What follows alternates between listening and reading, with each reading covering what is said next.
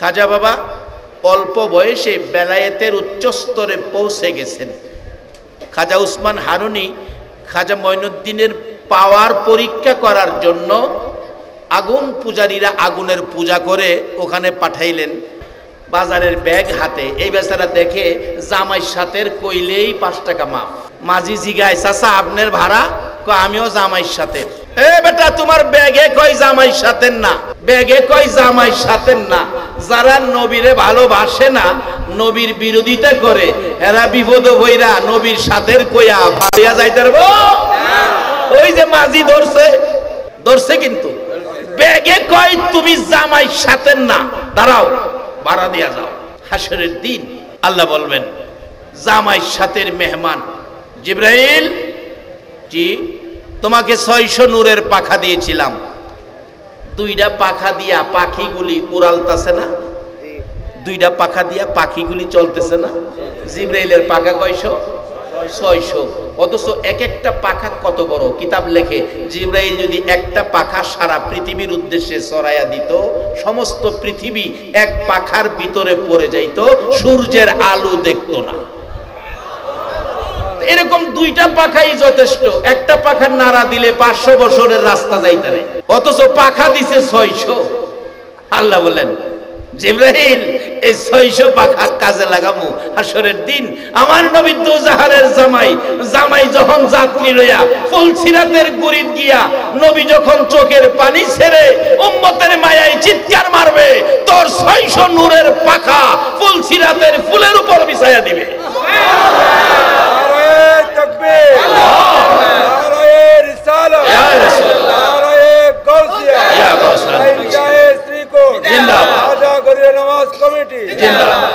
সবাই একবার বলুন মারহাবা। আমরা সেই যাত্রী, এই পথ দেখিয়ে দেওয়ার জন্য খাজায়ে খাজগা ভারতের জমিনে এসে 90 লক্ষ মানুষকে কালিমা পড়াইয়া মুসলমান বানাইছে। যারা এই কালিমা পড়ছে 10টা পৃথিবীর সমান একটা জান্নাত তারা পাবে। তাহলে আল্লাহর ওলিরা সমাজে ক্ষতি করলো না আমাদের উপকার করলো? এরকম ওলিদের পক্ষে থাকা দরকার আছে কিনা? খাজা বাবা ভারতের জমিনে এসে একটা বোমাও মারে নাই, কারো মাথায় বাড়ি দেয় নাই, একদিনও তরবারি দিয়া কারো কল্লা কাটে নাই। খাজা বাবা ভারতে এসে আস্তানা গাললে পিত্তিরাইয়ের তেলে বেগুনে জ্বলে উঠছে। হাইরে খাজা এখানে আস্তানা গাড়ছে, আমার অবস্থা দুর্বল করে ফেলবে। আল্লাহ কোরআন শরীফে বলছে, আলা ইন্না আউলিয়া আল্লাহ লা খাউফুন আলাইহিম ওয়ালা হুম ইয়াহজানুন। একটা শ্রেণীর লোকের কোথাও কোনো ভয় নাই, যারা হলো আল্লাহর ওলি। কিন্তু আল্লাহ বলছে, মঈনুদ্দিন তুমি পিত্তিরাইকে ভয় করো না, তোমার কোনো ভয় নাই, যার সাথে আছি, যার সাথে বন্ধুত্ব হয়েছে আমি আল্লাহ। খাজার কাছে অনেক লোকের আসছে, পিত্তিরাইয়ের সৈন্যরা, এখান থেকে সরে যান, না হয় ধাক্কা দিব। খাজা বাবা কয়, ধাক্কা দিবেন? আচ্ছা আসছেন আপনারা, একটু বসেন, আমার দরবারে আসছেন, 2-4টা কথা বলেন, শুনেন, বসেন। খাজা বাবা বসাইছে লোকগুলিকে, বসাইয়া বলছে, এবার জানগা, এবার আল্লাহর ওলিদের একটা শক্তি দেওয়া আছে, যে শক্তিটার নাম কেরামত। রাসূল বলছে, কেরামতুল আউলিয়ায়ে হক, ওলিদের কেরামত সত্য।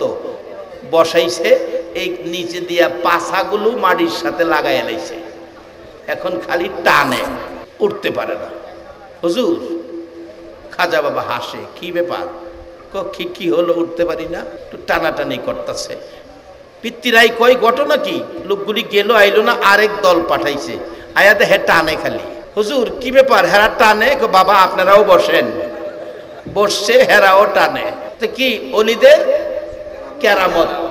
অলিদের আছে কেরামত, নবী রাসূলের আছে মুজিজা, আল্লাহর আছে কুদরত। বলবেন হুজুর আমরার কিছু নাই?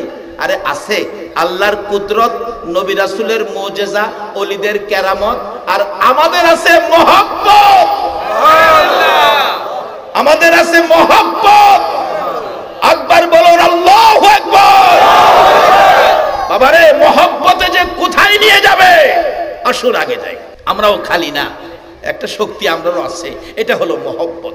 অবশেষে যে আইয়ে হেরেই খালি টানা, গোপন গুপ্তচর পাঠাইছে, দেখো তো ঘটনা কি যায়, দেখ খালি টানে। রাজামশাই সব টানাইছে। আরে কও কি? হ্যাঁ টানাইলো মানে কেমনে টানাইলো? আপনার বিশ্বাস হয় না? আইন যাই আপনি লন, আপনারাও টানাইব। পিতৃরাই কই ঘটনা কি, করিটা কি? কও মাপ চাইতে কও। খাজার কাছে মাপ চাইছে, খাজা মাফ করে দেন। যাও মাফ করে দিলাম। ওইটা দাঁড়াইছে, দাঁড়াইয়া বালু ঝাড়ে, যাইরা করলো তাড়াতাড়ি জায়গা। আর আরেক দল যাইতে কই, জেলা মাটিত বসাইলে উঠতে দেয় না, এই দল ওই যায়, এই দল বাদ দে, কালিমা পরে মুসলমান হয়ে গেছে। ঠিক এইভাবে 90 লক্ষ মানুষকে মুসলমান করছে। কোনোদিন তো কাউরে বাড়ি ধায় নাই, আঘাত করে নাই। এবার পিতৃরাই কয় তারে কি করা যায়? তার মা পরামর্শ দিল, মঈনুদ্দিনের আস্তানা এখানে থাকলে তোমার আধিপত্য শেষ হয়ে যাবে বাবা। মা কি করব? একটা সুন্দরী যুবতী মেয়েকে নগ্নভাবে অল্প কাপড়ে সাজায়া নাচতে নাচতে গান গাইতে গাইতে তার সামনে পাঠাইয়া দাও। যদি তার মনটা একটু নড়াইতে পারে, নজরটা এদিকে আনতে পারে, তাহলে এই তাকে দুর্বল করতে পারবে। এছাড়া আল্লাহর ওলিদেরকে দুর্বল করার কোনো ক্ষমতা নাই।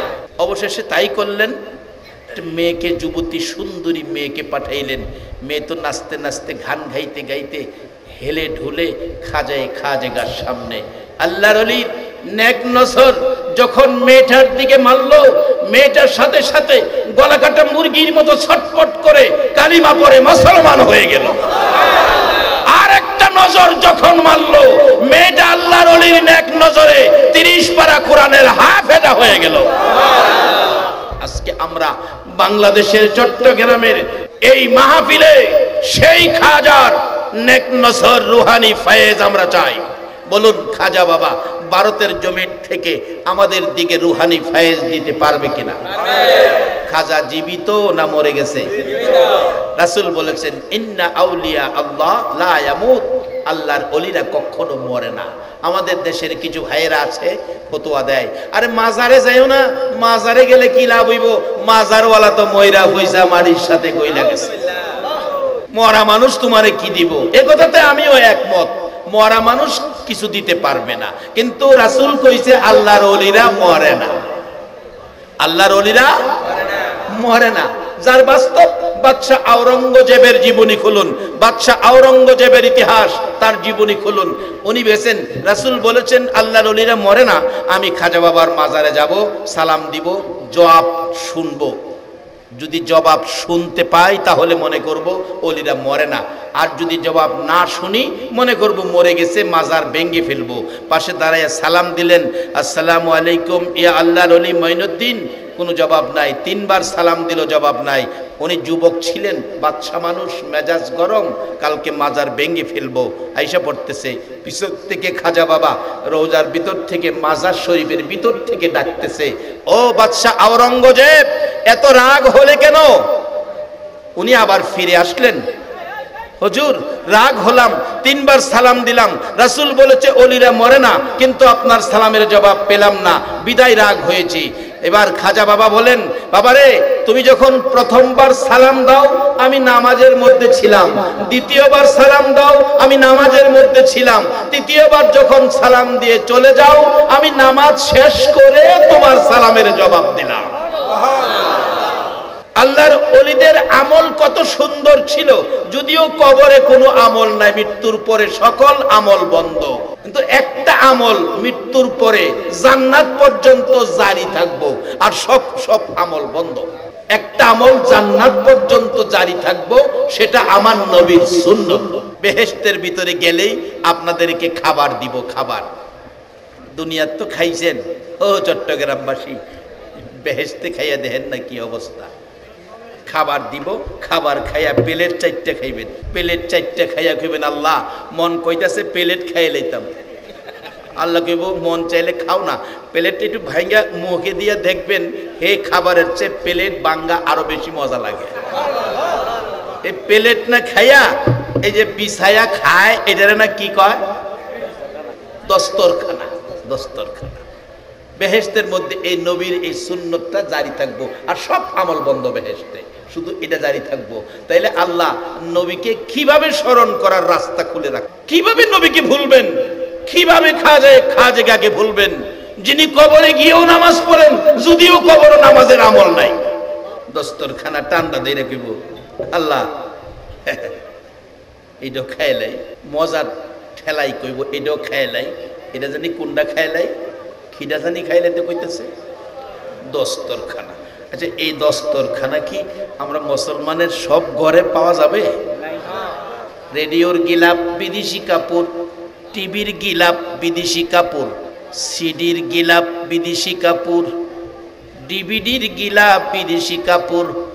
যে নবী একজন উম্মত হাসরের ময়দানে বাকি থাকা পর্যন্ত জান্নাতে যাবে না, সেই নবীর সুন্নত আপনার আমার ঘরে পাওয়া যায়। কেমন নবী? আসুন একটুখানি উহুদের জমিনে যাই। মারতে মারতে দান দান মোবারক শহীদ, মাথা ভেঙে গেছে, বেহুশ হয়ে পড়ে গেছে, তারপরেও মারতে ছিল, দুনিয়ার থেকে বিদায় করে দিবে। জিবরাইল নবীজিকে তাদের সামনের থেকে বেহুশ অবস্থায় টান দিয়ে সরায়া নিয়ে উহুদ পাহাড়ের মাঝামাঝি নিয়ে গেছেন, শোয়ায়া রাখলেন। এদিকে ইবলিস শয়তান যুবকদের কানে কানে, মুসলমান সৈন্যদের কানে কানে খবর পৌঁছে দিল, কার জন্য দাঁড়াইয়া রইছো, খবর কি পাও নাই, তোমার রাসূলকে মাইরা ফালাইছে, কতিলা মুহাম্মদ, মুহাম্মদ কতল হয়ে গেছে। সবাই বলুন নাউজুবিল্লাহ। আপনাদের মতো যুবকেরা সেদিন হাতের তরবারি হাত থেকে ছেড়ে দিয়েছে। কোন যুবক জমিনে গড়াগড়ি করে নবীর ভালোবাসায় কাঁদতেছে।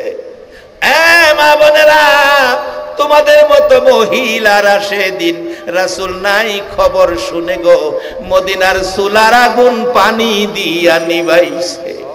এমনকি মার কুলের শিশুরা মার স্তনের দুধ খাওয়া বন্ধ করে দিয়েছে।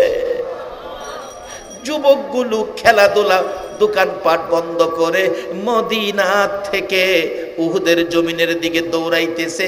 চল উহুদের জমিনে যাই। আমার মন বলে আজকে যারা এ গভীর রাত পর্যন্ত খাজেগার ভালোবাসায় নবীর কথা শোনার জন্য বসে আছেন, আমার নবী যদি আজকে দুনিয়ার জমিনে থাকতো, এই মাঠে আইসা যদি নবী স্বচক্ষে আপনাদেরকে দেখতো, আমার মন কয় আমার নবী আপনাদেরকে সঙ্গী বানাইয়া নিত। আমার নবী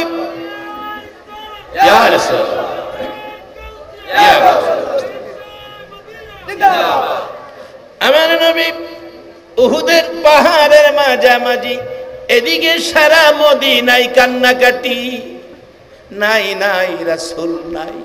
কোন সাহাবীরা গড়াগড়ি করে কান্দে, যুবকেরা পাগল পাগল হয়ে দৌড়াইতেছে। এবার হযরত জিবরাইল নবীজির পাশে বসে আছে, নবীজির জ্ঞান ফিরতেছে না, অনেকক্ষণ পর জ্ঞান ফিরে গেছে।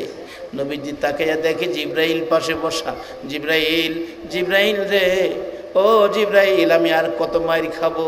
জিবরাইল বলেন, হুজুর আর কেউ মারতে পারবে না, আপনাকে উহুদ পাহাড়ের মাঝামাঝি নিয়ে আসছি। হুজুর নড়াচুরি করবেন না, মাথা ভেঙে গেছে গো, আপনার রক্ত মোবারক উহুদের পাথর লাল হইয়া যাইতেছে। আমার নবী বলেন, রে জিবরাইল, আমারে উহুদ পাহাড়ের উপরে নিয়ে আইছো, কেউ মারতে পারবে না, বলো আমার সাহাবীগুলি কই রাখছো, আমার উম্মত গুলি কই রাখছো? হুজুর উম্মতের খবর পরে নেন, আপনার খবর আগে দেন। আপনার দান মুবারক ভেঙে গেছে, মাথা মুবারক ভেঙে গেছে, দাঁত ভাঙ্গা, মাথা ভাঙ্গা, ব্যথা কেমন লাগতেছে বলুন, আমি আল্লাহর কাছে পৌঁছে দেব।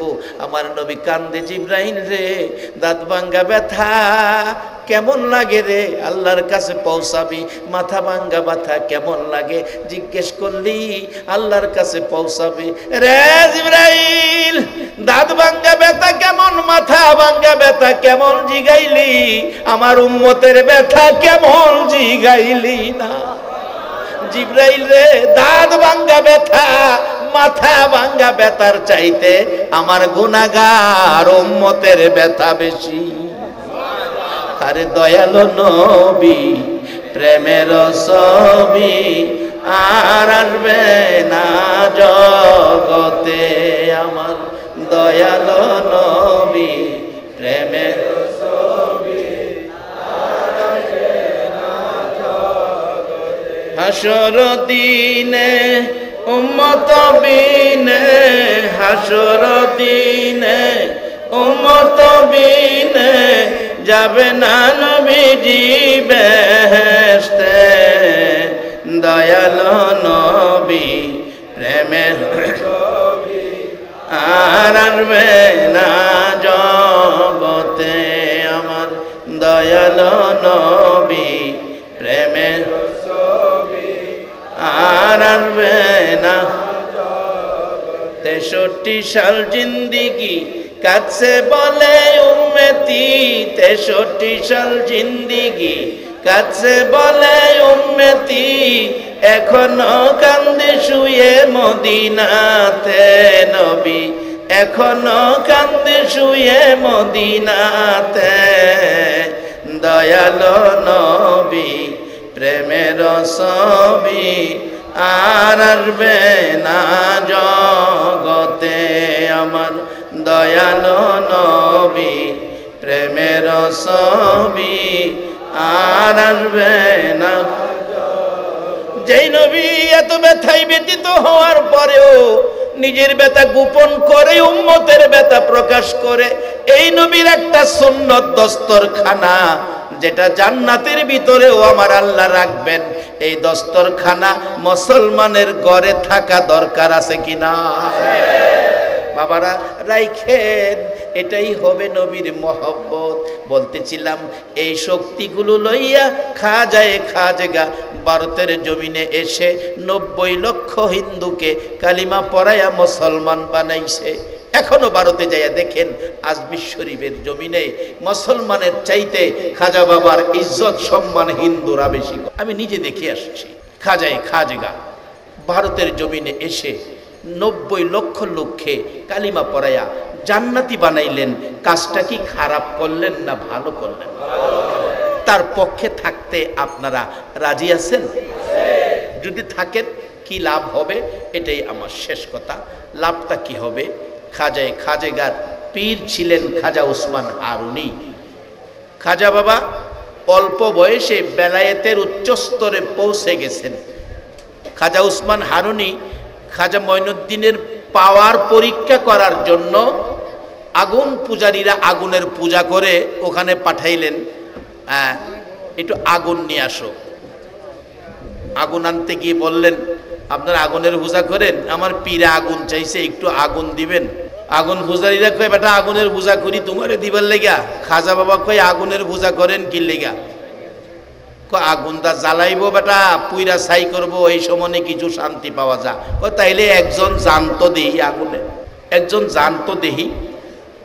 এটা কি সম্ভব? তাহলে আমি তো আগুনের পূজা করি না, আগুনের মালিকের পূজা করি। আমি আগুনে যাই, দেখি আগুনে আমারে কি করে। খাজা বাবা সরাসরি আগুনের ভিতরে ঢুকছে। যার পরনে কালিমা লা ইলাহা ইল্লাল্লাহ মুহাম্মাদুর রাসূলুল্লাহ, এই পোশাক যাদের গায়ে আছে, বলুন আগুন কি তার স্পর্শ করবে?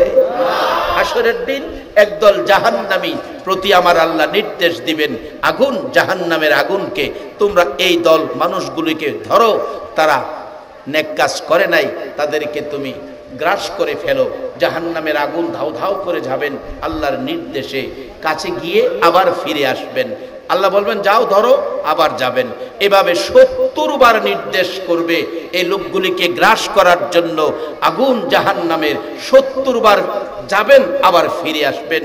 আমার আল্লাহ বলবেন, জাহান্নামের আগুন রে, আমার 70টা নির্দেশ অমান্য করলি, কারণ কেন, কি অবস্থায় আমি জানতে চাই, কেন তোমরা আমার কথা অমান্য করে ফিরে আসলেই? জাহান্নামের আগুন জবাব দিবে, মাবুদ তোমার কথা অমান্য করি নাই, তুমি বলেছ যাওয়ার জন্য ওই লোকগুলিকে গ্রাস করব। জাহান্নামের আগুন তোমার হুকুমেই তো আমরা গিয়েছি, কিন্তু যাইয়া গ্রাস করতে পারি না। যাইয়া দেখি ওই লোকগুলির কপালে লেখা মুহাম্মাদুর রাসূল, তোমার হাবিবের নাম কপালে লেখা দেখার কারণে আমরা জাহান্নামের আগুনের সাহস কুলাই না। আমরা সেই নবীর উম্মত। খাজায়ে খাজেগা সরাসরি আগুনে ঢুকছে। ইব্রাহিম নবীর আগুনে ফালাইছে নমরুদে, আল্লাহ নোটিশ দিছে। আর আমার বন্ধু, আমার খলিল, আমার দোস্ত, অনেক সময় এরকম হয় না, দেখবেন মালিক সমিতির সেক্রেটারি সাহেবের ছেলেরে পাঠাচ্ছে ডাকা যাইব, আর টেলিফোন করে কই দিছে কাউন্টারে, এই আমার ছেলে ডাকা যাইব, বাস ভাড়া রাখিস না, কিন্তু বাস ভাড়া রাখিস না। আমিও একদিন গেছিলাম বাস ভাড়া ছাড়া আপনাদের চট্টগ্রাম থেকে। এই যে শামসু ভাই আছে, যার মাধ্যমে দাওয়াত, এই দাওয়াত পাইছি আমি। এই শামসু ভাইয়ের বড় ভাই দুনিয়ায় নাই, লোকটা মারা গেছে। এস আলমের গাড়ির নেতৃত্ব দিতেন, শ্রমিক ফেডারেশনের কি দায়িত্বে ছিলেন উনি। বইলা দিছে হুজুর ডাকা যাবে, ভাড়া নিও না। আমার সাথে 3 জন, ভাড়াও নিল না। আরো হোটেল নূরজাহান কুমিল্লাতে, হোটেলে আরো খানা খাওয়াইছে, বারা ছাড়া নিছে। আরে একজন নেতার টেলিফোনে যদি বারা ছাড়া ঢাকা পর্যন্ত যাওয়া যায়, আরো রাস্তায় নাস্তা খাওয়ায়। ইব্রাহিম নবী নমরুদের আগুনে আল্লাহ টেলিফোন করছে, কুলনা ইয়া না রুকুনি বারদাও ওয়া সালামান আলা ইব্রাহিম, হে আগুন তোর মধ্যে যিনি, ইনি আমার ইব্রাহিম, আমার খলিল, তার জন্য শান্তিদায়ক হয়ে যাও। বলুন আগুন শান্তি হবে না অশান্তি হবে? ইব্রাহিম নমরুদের আগুনে আল্লাহর টেলিফোন লাগছে।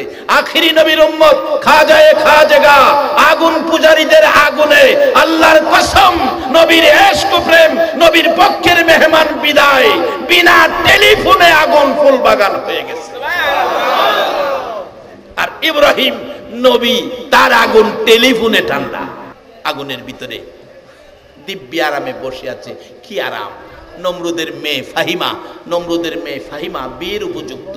উপর থেকে দেখে হায় হায়, ইব্রাহিম দিয়ে আগুনের ভিতরে আরামে বই রয়েছে, তাইলে তো অবস্থাটা ভালো দেখা যায়। জিজ্ঞেস করে, ইব্রাহিম আগুনে কি তোমার কোনো ক্ষতি করে নাই? কয় না, কোনো ক্ষতি করে নাই। আমি যদি আগুনে আসি, আমার আল্লাহর নামের উপর আসো, তোমারও কোনো ক্ষতি হবে না। নমরুদের মেয়ে, নমরুদে আগুনে ফালাইছে ইব্রাহিম রে, এবার নমরুদের মেয়ে আল্লাহর নামে ঝাঁপ মাইরা নমরুদের কাছে পৌঁছে গেছে। আল্লাহ কয়, আগুন নমরুদের মেয়েরও ধরিস না। এই খবর গেছে নমরুদের কাছে। নমরুদ আইন ফাঁস করছে, বাহির হয়ে আসলে তাকে উলঙ্গ করে তরবারির আঘাতে 2 টুকরা করে দিবা। কেন আমার মেয়ে ইব্রাহিমের পক্ষে গেল? আগুন থেকে 2 জন বাহির হয়ে আসার পর নমরুদের মেয়ে ফাহিমাকে ধরে নিয়ে তার লোকেরা, সাঙ্গ ফাঙ্গরা টাইনা কাপড় খুলে উলঙ্গ করতে চাইতেছে। আমার আল্লাহ ডাকতেছে, এই জিবরাইল, জান্নাতের দরজাটা খুলে দাও। ফাহিমার পরনের কাপড় খোলার আগে আগে জান্নাতের রেশমি কাপড় ফাহিমার গায়ে লাগায়া দাও। একটা কাপড় খোলা হলো, জান্নাত থেকে একটা কাপড় পরানো হলো, আরেকটা কাপড় খুলে ফেললো, আরেকটা কাপড় পরানো হলো। 70টা রেশমি কাপড় খোলার পরে 70টা জান্নাতি রেশমি কাপড় পরালো। সাঙ্গ পাঙ্গরা খবর দিল, নমরুদ কাপড় খুলে শেষ করতে পারি না, কোত্থেকে যেন কাপড় এসে আবার গায়ে লাইগা যায়। এবার নমরুদ বলল, কাপড় খোলা দরকার নাই, বসাও কাপড়ের উপর দিয়ে তরবারির আঘাতে দুখণ্ডিত করে দাও। জমিনে বসাইয়া ফাহিমাকে ইব্রাহিম আলাইহিস সালামের পক্ষে যাওয়ার কারণে তরবারি উড়াইছে, জল্লাদ আঘাত করে দুখণ্ডিত করে দিবে। ফাহিমা ডাকতেছে, মাউত, ইব্রাহিমের পক্ষে যাওয়ার কারণে আগুন থেকে বাঁচাইছো, বেইজ্জতির থেকে রেশমি কাপড় পরাইয়া ইজ্জত রক্ষা করেছো। এবার কি তুমি নমরুদের জল্লাদের হাতের তরবারি থেকে কি আমারে বাঁচাইতে পারো না? আমার আল্লাহ বলেন, জিবরাইল, জল্লাদ হাত উপরে উঠাইছে, নাট বল্টু টাইট কইরা দে, হাত যেন নিচে না আসে। নমরুদের পক্ষে জল্লাদের হাত বল্টু, নাট বল্টু টাইট, তরবারি পড়ে গেছে। ইব্রাহিমের পক্ষে গেলে নমরুদের মেয়েকে যদি আমার আল্লাহ এত মায়া করতে পারে, আজকে আতায়ে রাসূল খাজায়ে খাজেগার পক্ষে যারা বসেছেন, এর চেয়ে বেশি ভালোবাসা আমার আল্লাহ দিতে পারে কিনা? আরে আকাশ জমিন হইল সৃজন নবীর কারণে, বলুন আকাশ জমিন হইল সৃজন নবীর কারণে, সেই জমিনে খেলে আল্লাহর ওলিগণে, হাইরে সেই জমিনে যাইয়া দেখো হিন্দুস্তানে শত শত অলিগণে, যাইয়া দেখো হিন্দুস্তানে শত শত অলিগণে, প্রেমের রশি বাঁধছে তারা মদিনার সনে, প্রেমের রশি বাঁধছে তারা মদিনার সনে, সেই জমিনে খেলে আল্লাহর ওলিগণে, আইরে সেই জমিনে খাজা বাবা আল্লাহর ওলি হিন্দুস্তানে গেলেন চলি, খাজা বাবা আল্লাহর হিন্দুস্তানে গেলেন চলি, 90 লক্ষ মুসলিম হলো খাজার কারণে, 90 লক্ষ মুসলিম হলো খাজার কারণে, সেই জমিনে খেলে আল্লাহর ওলিগণে, হায়রে সেই জমিনে আল্লাহর ওলিগণে। বাবারা, বহুত সময় হয়ে গেছে, আলোচনা ওলির আলোচনা ওয়াজ করে শেষ করা যাবে না। আল্লাহর দুনিয়া যতদিন থাকবে ওলির আলোচনা ততদিন থাকবে, আল্লাহর পৃথিবী যতদিন থাকবে আল্লাহর নবীর আলোচনা ততদিন থাকবে, শেষ করা যাবে না। যেই হোক, যার পক্ষে বসে আছেন এটি আমার শেষ কথা। আগুনের ভিতরে খাজা মঈনুদ্দিন আগুন স্পর্শ করে না, আগুন পূজারীরা চারদিক দাঁড়িয়ে আছে, সাধু বাবু তার ছেলে নিয়ে দাঁড়ায় রয়েছে, দেখতেছে আগুনের ভিতরে নাকি মঈনুদ্দিন, কি হয় দেখি। একটু পরে মঈনুদ্দিন কয়, আমারে তো আগুনে পোড়ায় না, আমার পক্ষে যারা থাকে তাদেরকেও আগুনে পোড়ায় কিনা একটু প্রমাণ করি। সাধু বাবুর হোলারে টান্দা লইয়া আগুনের ভিতরে, সকলে কয় আরে মরছে মরছে মঈনুদ্দিনই মরতো, আমাদের সাধু বাবুর পোলাটারে আগুন নিয়ে মারলো, এটা কি করলো? অনেকক্ষণ পর আগুন থেকে বাইরেছে, টান্দা বাচ্চা নিয়ে দেখে একটা পশমও আগুনে পোড়াইতে। যেই খাজার পক্ষে হিন্দু ভদ্রলোকের সন্তান থাকার পরেও আগুনে পোড়াইতে পারে নাই, আজকে কালিমাওয়ালা যারা, নবীর আশিক যারা, খাজার প্রেমিক যারা খাজার পক্ষে মাহফিলের আয়োজন করেছে, টাকা পয়সা দিয়েছে, আর আপনারা যারা এই রাত পর্যন্ত কষ্ট করেছেন, আপনাদের কি এমন একটা পুরস্কার আসতে পারে না?